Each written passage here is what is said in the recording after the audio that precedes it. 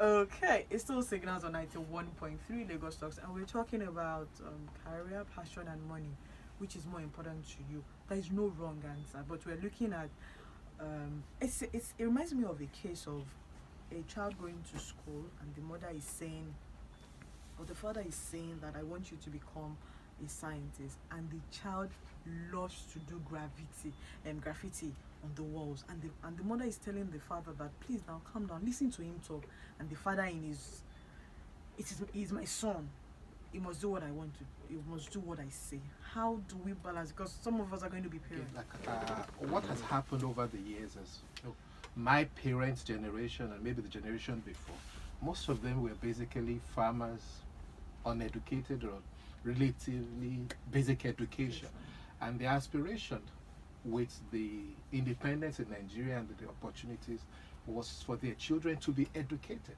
So there was nothing wrong in that aspiration and desire for them to want their children to be doctors, accountants, and all of that. But the world has gradually changed, right? From the age of certificates or what have you to the age of ideas. And in the age of ideas, it's not so much just the doctor or the accounting. It is basically what value can one bring to life.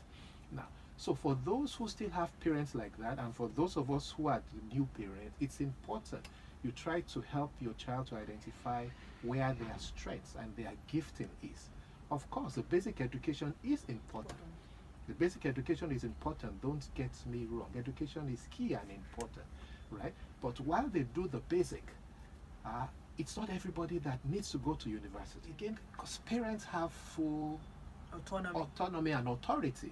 I mean, based on our culture and our traditions, as it is. If, when they see an adult age 18, I mean, my son is 24, I still tell him what to do until he leaves my house and begins to pay me some allowance. He still has to do what I need him to do. Okay. So you have that challenge. So what I would advise to children in that situation is give your parents what they want after you give them that certificate, right? Then be ready. If you are living in a 10-bedroom house, and you need to have a passion that may be contrary to what they do. If you have to move out and live in a 1-bedroom apartment, paid by you, put differently, you see, once parents also see that that passion is real and is delivering some value to you that can take care of you, they would come back and support you. But their fear usually is based on their own experience and their worldview, which is well-intentioned. Okay.